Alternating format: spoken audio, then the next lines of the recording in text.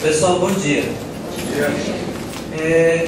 Quando a gente está numa determinada situação, a gente se defronta com um mundo assim, social que ele é muito objetivado. Ele se torna um mundo tão natural que muitas vezes a nossa consciência não se dá conta do que aquele ambiente provoca em nós. Às vezes a gente não se dá conta da força daquele ambiente na nossa consciência e a gente passa a naturalizá-lo como algo muito natural, porque assim ele é, assim ele está constituído.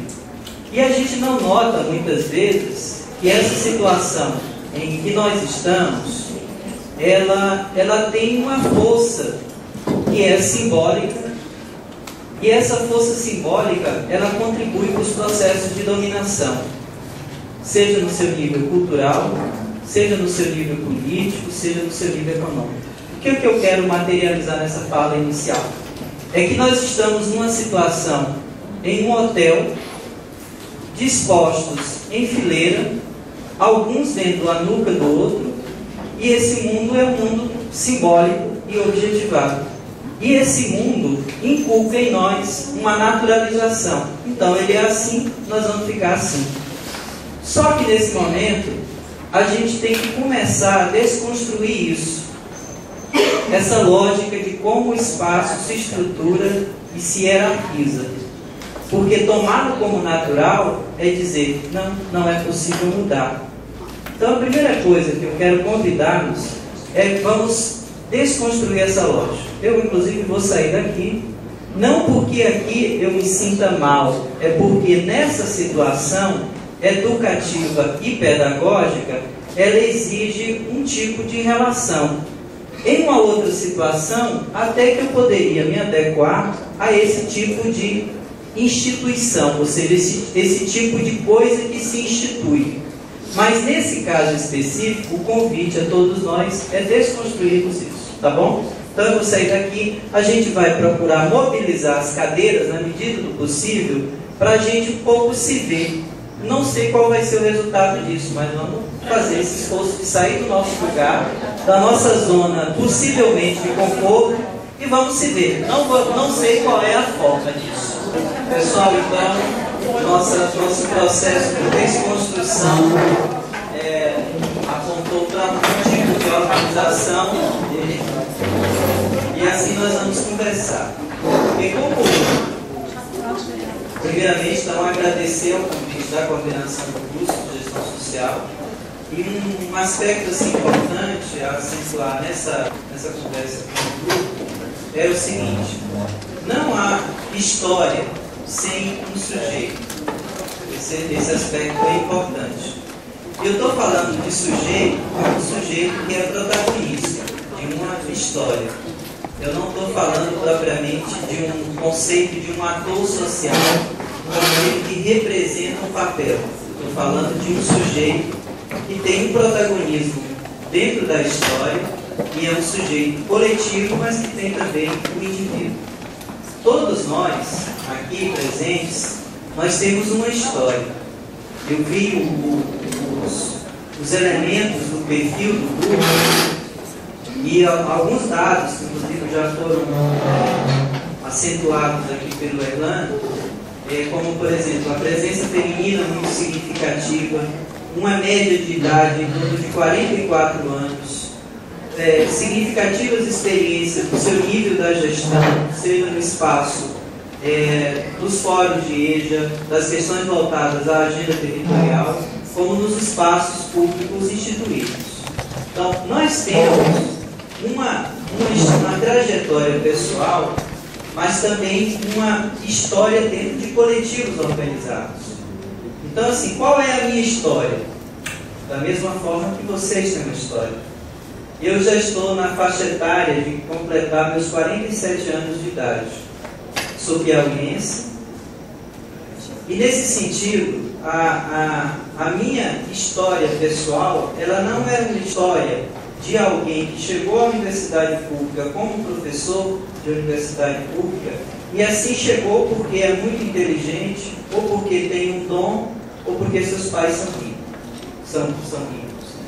Aliás, minha família é uma família de classe média baixa, e as conquistas que eu tive, elas se devem a algo assim que eu considero extremamente relevante. Por exemplo, a pedagogia para mim, como formação, ela só teve sentido na medida em que eu me envolvi com a educação popular e a educação de jovens e adultos. Eu considero que eu descobri a pedagogia na educação popular e na educação de jovens e adultos. Agora, isso não significa dizer que a cultura letrada, ou que a cultura acadêmica, que a cultura da universidade, não nos dê os aportes conceituais, teóricos, para compreender a realidade. Então, uma das coisas que marcaram muito a minha formação, a relação entre o espaço escolar e o espaço da educação popular, foi a possibilidade de articular essas dimensões não como separação teoria e prática, mas de fazer a leitura dos fatos com os instrumentos apropriados para a luta política. Ou seja, não dá para eu fazer o jogo político sem ter o conhecimento historicamente acumulado. Ou seja, se eu quero construir uma perspectiva de uma sociedade nova, definida como uma sociedade de um projeto histórico, de características, por exemplo, socialista, eu tenho que conhecer de que perspectiva, historicamente, do socialismo nós tivemos em outras partes do mundo e qual projeto histórico de sociedade socialista está se constituindo no país. Quais são os desafios dessa sociedade? Então não dá para fazer esse diálogo sem acessar esses instrumentos da própria crítica ao projeto de sociedade que eu sonho e que eu tenho como perspectiva e como horizonte de projeto societário. Então, esse é um aspecto. Nesse sentido, nessa relação entre o espaço escolar e a minha trajetória pessoal, foi uma história também muito marcada por uma utopia. E essa utopia, nesse sentido, ela foi fortemente impregnada com um chamamento à prática social, à prática pedagógica e à prática social. Ou seja, não se trata de ser uma pessoa eminentemente competente naquilo que faz bem. Se trata de aliar essa competência ao seu compromisso político. E o compromisso político é um compromisso que tem consequências. E essas consequências, ela leva a situações de desconforto e a situações de conflito. Então, o período da minha geração, do Piauí, foi um período extremamente marcado por um tipo de inserção em organizações sociais, principalmente nos chamados centros de educação popular.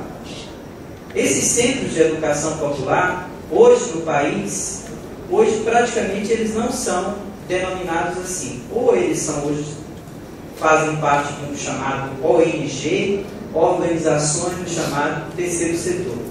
Mas o meu contexto e a minha trajetória foi um espaço coletivo definido como um centro de educação popular, um centro que era convocado constantemente ao trabalho de educação de base. E o trabalho de educação de base, ele exige um trabalho na comunidade. E ele exige um trabalho em diferentes espaços sociais. Então, nesse sentido, a minha geração, já próxima dos 50, acredito também, uma parte que aqui está, talvez tenha se defrontado ou experienciado esse contexto de intervenção política e pedagógica por meio de centros de educação popular, por meio de organizações ligadas à igreja, principalmente nos vários municípios do Brasil, e principalmente com a chamada cooperação internacional, que foram os organismos internacionais da Alemanha, da Suíça, que injetaram muitos recursos em programas de educação popular, onde uma das vertentes era a educação de jovens e adultos, aliada ao trabalho de organização comunitária, organização sindical, enfim. Então, a minha história é a história desse contexto do vivenciado. Agora, é uma história também